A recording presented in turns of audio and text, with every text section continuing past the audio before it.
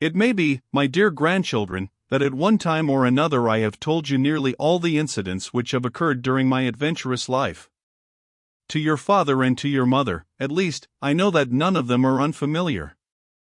Yet when I consider that time wears on, and that a grey head is apt to contain a failing memory, I am prompted to use these long winter evenings in putting it all before you from the beginning, that you may have it as one clear story in your minds, and pass it on as such to those who come after you.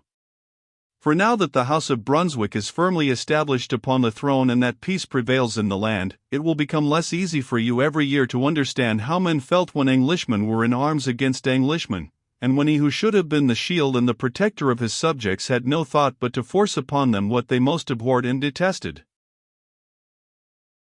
My story is one which you may well treasure up in your memories, and tell again to others, for it is not likely that in this whole county of Hampshire, or even perhaps in all England, there is another left alive who is so well able to speak from his own knowledge of these events, or who has played a more forward part in them. All that I know I shall endeavor soberly and in due order to put before you. I shall try to make these dead men quicken into life for your behoof, and to call back out of the mists of the past those scenes which were brisk enough in the acting, though they read so dully and so heavily in the pages of the worthy men who have set themselves to record them. Perchance my words, too, might, in the ears of strangers, seem to be but an old man's gossip. To you, however, who know that these eyes which are looking at you looked also at the things which I describe, and that this hand has struck in for a good cause, it will, I know, be different. Bear in mind as you listen that it was your quarrel as well as our own in which we fought, and that if now you grow up to be free men in a free land, privileged to think or to pray as your consciences shall direct, you may thank God that you are reaping the harvest which your fathers sowed in blood and suffering when the Stuarts were on the throne. I was born then in the year 1664, at Havant, which is a flourishing village a few miles from Portsmouth off the main London road, and there it was that I spent the greater part of my youth. It is now as it was then, a pleasant, healthy spot, with 100 or more brick cottages scattered along in a single irregular street, each with its little garden in front, and maybe a fruit tree or two at the back. In the middle of the village stood the old church with the square tower, and the great sundial like a wrinkle upon its grey weather-blotched face. On the outskirts the Presbyterians had their chapel, but when the Act of Uniformity was passed, their good minister, Master Breckenridge, whose discourses had often crowded his rude benches while the comfortable pews of the church were empty, was cast into jail, and his flock dispersed. As to the Independents, of whom my father was one, they also were under the ban of the law, but they attended conventicle at Emsworth, whither we would trudge, rain or shine, on every Sabbath morning. These meetings were broken up more than once, but the congregation was composed of such harmless folk, so well beloved and respected by their neighbors, that the peace officers came after a time to ignore them, and to let them worship in their own fashion. There were Papists, too, amongst us, who were compelled to go as far as Portsmouth for their Massachusetts.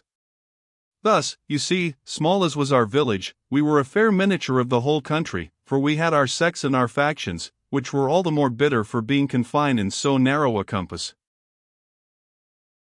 My father, Joseph Clarke, was better known over the countryside by the name of Ironside Joe, for he had served in his youth in the Yaxley troop of Oliver Cromwell's famous regiment of horse, and had preached so lustily and fought so stoutly that old Noel himself called him out of the ranks after the fight at Dunbar, and raised him to a cornetcy.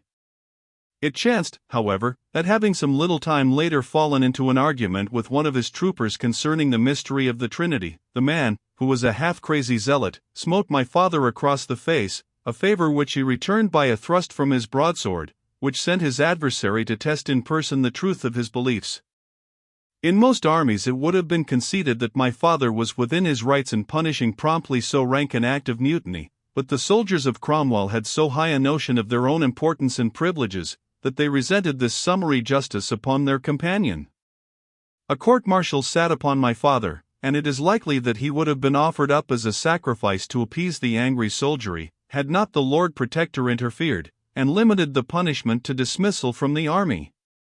Cornet Clarke was accordingly stripped of his buff coat and steel cap, and wandered down to Havant, where he settled into business as a leather merchant and tanner, thereby depriving Parliament of as trusty a soldier as ever drew blade in its service. Finding that he prospered in trade, he took his wife Mary Shepstone, a young churchwoman, and I, Micah Clarke, was the first pledge of their union. My father, as I remember him first, was tall and straight, with a great spread of shoulder and a mighty chest.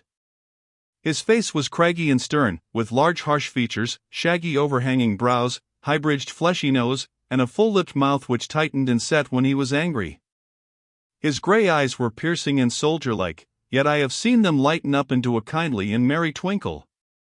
His voice was the most tremendous and awe-inspiring that I have ever listened to. I can well believe what I have heard, that when he chanted the 100th psalm as he rode down among the blue bonnets at Dunbar, the sound of him rose above the blare of trumpets and the crash of guns, like the deep roll of a breaking wave.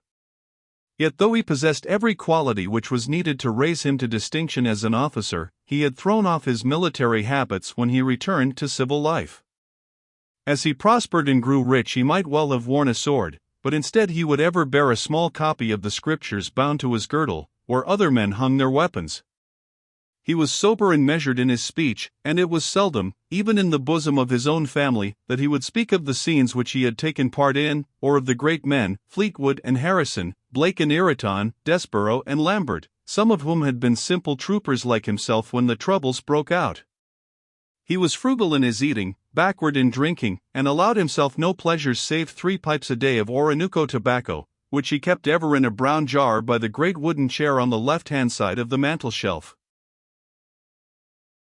Yet for all his self-restraint, the old leaven would at times begin to work in him, and bring on fits of what his enemies would call fanaticism and his friends piety, though it must be confessed that this piety was prone to take a fierce and fiery shape. As I look back, 1 or 2 instances of that stand out so hard and clear in my recollection that they might be scenes which I had seen of late in the playhouse, instead of memories of my childhood more than 60 years ago, when the second Charles was on the throne. The first of these occurred when I was so young that I can remember neither what went before nor what immediately after it. It stuck in my infant mind when other things slipped through it. We were all in the house one sultry summer evening, when there came a rattle of kettledrums and a clatter of hoofs, which brought my mother and my father to the door, she with me in her arms that I might have the better view. It was a regiment of horse on their way from Chichester to Portsmouth, with colours flying and band playing, making the bravest show that ever my youthful eyes had rested upon. With what wonder and admiration did I gaze at the sleek prancing steeds, the steel morions, the plumed hats of the officers, the scarfs and bandoliers. Never, I thought, had such a gallant company assembled, and I clapped my hands and cried out in my delight. My father smiled gravely, and took me from my mother's arms. "Nay, lad," he said, "thou art a soldier's son, and should have more judgment than to commend such a rabble as this. Canst thou not, child as thou art, see that their arms are ill-found, their stirrup-irons rusted, and their ranks without order or cohesion? Neither have they thrown out a troop in advance, as should even in times of peace be done, and their rear is straggling from here to Bedhampton. Yea," he continued, suddenly shaking his long arm at the troopers, and calling out to them, "ye are corn ripe for the sickle and waiting only for the reapers." Several of them reined up at this sudden outflame. "Hit the crop-eared rascal over the pate, Jack," cried one to another, wheeling his horse round, but there was that in my father's face which caused him to fall back into the ranks again with his purpose unfulfilled. The regiment jingled on down the road, and my mother laid her thin hands upon my father's arm, and lulled with her pretty coaxing ways the sleeping devil which had stirred within him. On another occasion which I can remember, about my 7th or 8th year, his wrath burst out with more dangerous effect. I was playing about him as he worked in the tanning yard one spring afternoon, when in through the open doorway strutted 2 stately gentlemen, with gold facings to their coats and smart cockades at the side of their 3-cornered hats. They were, as I afterwards understood, officers of the fleet who were passing through Havant, and seeing us at work in the yard, designed to ask us some question as to their route. The younger of the pair accosted my father and began his speech by a great clatter of words which were all High Dutch to me, though I now see that they were a string of such oaths as are common in the mouth of a sailor, though why the very men who are in most danger of appearing before the Almighty should go out of their way to insult him, hath ever been a mystery to me. My father in a rough stern voice bade him speak with more reverence of sacred things, on which the pair of them gave tongue together, swearing tenfold worse than before, and calling my father a canting rogue and a smug-faced Presbytery Jack. What more they might have said I know not, for my father picked up the great roller wherewith he smoothed the leather, and dashing at them he brought it down on the side of one of their heads with such a swashing blow, that had it not been for his stiff hat the man would never have uttered oath again. As it was, he dropped like a log upon the stones of the yard, while his companion whipped out his rapier and made a vicious thrust, but my father, who was as active as he was strong, sprung aside, and bringing his cudgel down upon the outstretched arm of the officer, cracked it like the stem of a tobacco pipe. This affair made no little stir, for it occurred at the time when those arch liars, Oates, Bedloe, and Carstairs, were disturbing the public mind by their rumors of plots, and a rising of some sort was expected throughout the country. Within a few days all Hampshire was ringing with an account of the malcontent Tanner of Havant, who had broken the head and the arm of 2 of His Majesty's servants. An inquiry showed, however, that there was no treasonable meaning in the matter, and the officers having confessed that the first words came from them, the justices contented themselves with imposing a fine upon my father, and binding him over to keep the peace for a period of 6 months. I tell you these incidents that you may have an idea of the fierce and earnest religion which filled not only your own ancestor, but most of those men who were trained in the parliamentary armies. In many ways they were more like those fanatic Saracens, who believe in conversion by the sword, than the followers of a Christian creed. Yet they have this great merit, that their own lives were for the most part clean and commendable, for they rigidly adhered themselves to those laws which they would gladly have forced at the sword's point upon others. It is true that among so many there were some whose piety was a shell for their ambition, and others who practiced in secret what they denounced in public, but no cause however good is free from such hypocritical parasites. That the greater part of the saints, as they termed themselves, were men of sober and God-fearing lives, may be shown by the fact that, after the disbanding of the army of the Commonwealth, the old soldiers flocked into trade throughout the country, and made their mark wherever they went by their industry and worth. There is many a wealthy business house now in England which can trace its rise to the thrift and honesty of some simple pikeman of Ireton or Cromwell. But that I may help you to understand the character of your great-grandfather, I shall give an incident which shows how fervent and real were the emotions which prompted the violent moods which I have described. I was about 12 at the time. My brothers Hosea and Ephraim were respectively 9 and 7, while little Ruth could scarce have been more than 4. It chanced that a few days before a wandering preacher of the Independents had put up at our house, and his religious ministrations had left my father moody and excitable. One night I had gone to bed as usual, and was sound asleep with my 2 brothers beside me, when we were roused and ordered to come downstairs. Huddling on our clothes we followed him into the kitchen, where my mother was sitting pale and scared with Ruth upon her knee. "Gather round me, my children," he said, in a deep reverent voice, "that we may all appear before the throne together. The kingdom of the Lord is at hand, be ye ready to receive him. This very night, my loved ones, ye shall see him in his splendor, with the angels and the archangels in their might and their glory. At the 3rd hour shall he come, that very 3rd hour which is now drawing upon us." "Dear Joe," said my mother, in soothing tones, "thou art scaring thyself and the children to no avail. If the Son of Man be indeed coming, what matters it whether we be abed or afoot?" "Peace, woman," he answered sternly, "has he not said that he will come like a thief in the night, and that it is for us to await him? Join with me, then, in prayerful outpourings that we may be found as those in bridal array. Let us offer up thanks that he has graciously vouchsafed to warn us through the words of his servant. Oh, great Lord, look down upon this small flock and lead it to the sheepfold. Mix not the little wheat with the great world of chaff. Oh, merciful Father, look graciously upon my wife, and forgive her the sin of Erastianism, she being but a woman and little fitted to cast off the bonds of Antichrist wherein she was born. And these 2, my little ones, Micah and Hosea, Ephraim and Ruth, all named after thy faithful servants of old, O let them stand upon thy right hand this night." Thus he prayed on in a wild rush of burning, pleading words, writhing prostrate upon the floor in the vehemence of his supplication, while we, poor trembling mites, huddled round our mother's skirts and gazed with terror at the contorted figure seen by the dim light of the simple oil lamp. On a sudden the clang of the new church clock told that the hour had come. My father sprang from the floor, and rushing to the casement, stared up with wild expectant eyes at the starry heavens. Whether he conjured up some vision in his excited brain, or whether the rush of feeling on finding that his expectations were in vain was too much for him, it is certain that he threw his long arms upwards, uttered a hoarse scream, and tumbled backwards with foaming lips and twitching limbs upon the ground. For an hour or more my poor mother and I did what we could to soothe him, while the children whimpered in a corner, until at last he staggered slowly to his feet, and in brief broken words ordered us to our rooms.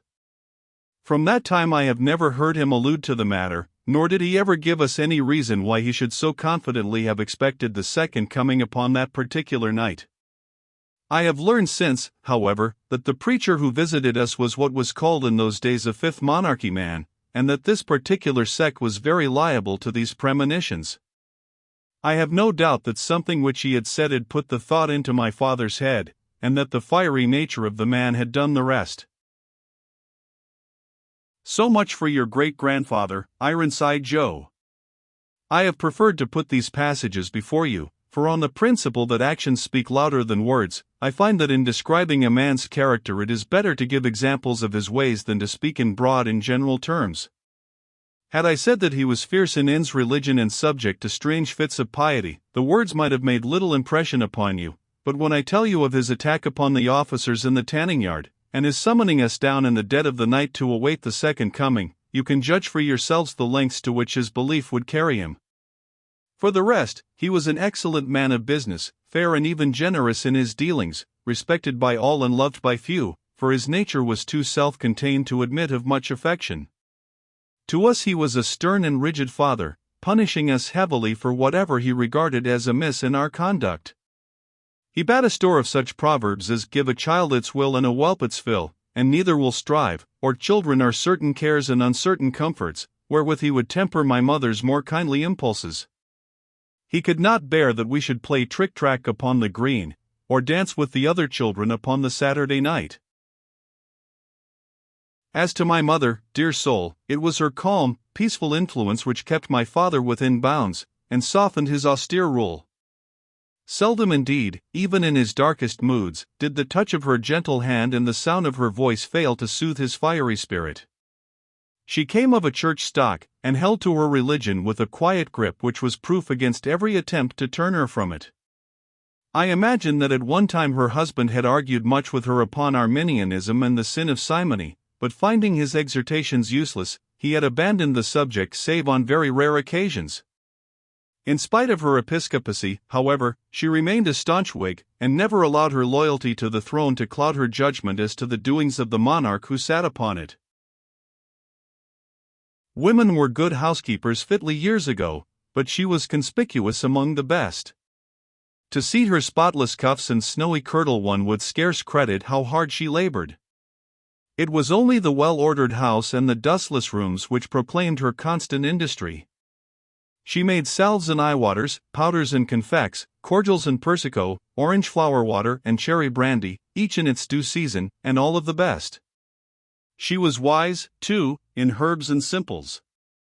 The villagers and the farm laborers would rather any day have her advice upon their ailments than that of Dr. Jackson of Pembroke, who never mixed a draught under a silver crown. Over the whole countryside there was no woman more deservedly respected and more esteemed both by those above her and by those beneath.